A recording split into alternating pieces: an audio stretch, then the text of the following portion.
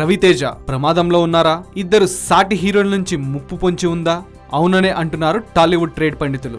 అజాత శత్రువుగా పేరున్న రవితేజ పేరు ఇటీవలే 1-2 వివాదాల్లో కూడా వినిపించింది. ఈ నేపథ్యంలో ఆ ఇద్దరు హీరోల కారణంగా రవితేజ కెరీర్ ముగిసిపోనుందని వార్తలు.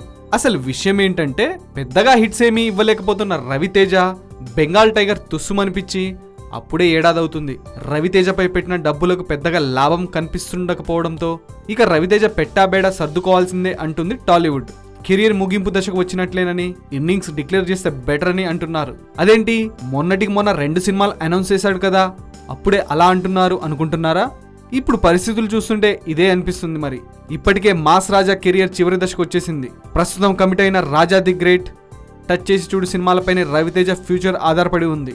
ఈ సినిమాలు సూపర్ హిట్ అయితే తప్ప మాస్ రాజా కెరీర్ గాడిన పడదు. ఇదంతా పక్కన పెడితే రవితేజ గనుక ఇలాగే హిట్స్ ఇవ్వకుండా పోతే ఆయన ప్లేస్ కు 2 కుర్ర హీరోలు ఎసరు పెట్టడం మాత్రం ఖాయంగా కనిపిస్తుంది. రవితేజ మార్కెట్ 25 కోట్లు, ఆయన సినిమా సూపర్ హిట్ అయితే మరో 5 కోట్లు వస్తాయి. ఇక ఇప్పుడు రెగ్యులర్ గా 25 కోట్లు తీసుకొచ్చే కెపాసిటీ ఉన్న hero Sai Dharam Tej. Average talk వచ్చిన సుప్రీం సినిమానే 25 కోట్లు వసూలు చేసింది. అంతకు ముందు కూడా సుబ్రహ్మణ్యం ఫర్ సేల్ తో 20 కోట్ల మార్క్ అందుకున్నాడు. ఇక నాని కూడా చాలా సులువుగా 20 కోట్ల మార్క్ అందుకుంటున్నాడు. భలే భలే మగాడివోయ్తో ఏకంగా 30 కోట్ల మార్క్ కూడా టచ్ చేశాడు నాని. వీళ్ళిద్దరూ మరో 2-3 విజయాలు అందుకుంటే రవితేజ కనుమరుగైపోవడం ఖాయమని అంటున్నారు. పైగా సాయి, నాని సినిమాలు 12 కోట్ల బడ్జెట్ లో తీసేయొచ్చు. కానీ రవితేజకు అలా కాదు.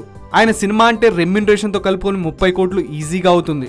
అవి హిట్ అయిన 30 కోట్లే వస్తున్నాయి. దాంతో మాస్ రాజా కంటే కుర్రాళ్లే బెటర్ అంటున్నారు నిర్మాతలు. సో రవితేజ తదుపరి 2 సినిమాలు ఖచ్చితంగా హిట్ కొట్టాల్సిందే. All the best Mass Maharaja.